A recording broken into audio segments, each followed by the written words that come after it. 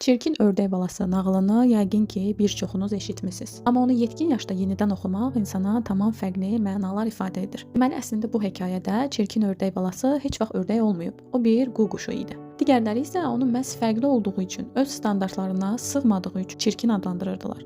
Çünki onların gözündə gözəllik yalnız ördək kimi olmaq idi. Nağılın bizə dediyi odur ki, öz dəyərinizi sizi tanımayan və anlamayan insanların tərəzisi ilə ölçməyin. Ördəklər bir qu quşunun zərifliyini, gözəlliyini heç vaxt başa düşə bilməzdilər.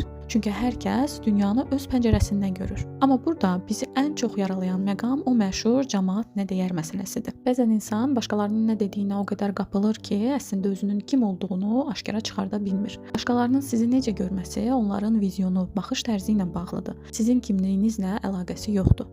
Özünü tapmaq üçün isə insan əvvəlcə başqalarının standartlarından və nə dəyərlər zəncirindən azad olmalıdır. Öz dəyərinizi başqalarının tərəzisi ilə ölçməməyə çalışın.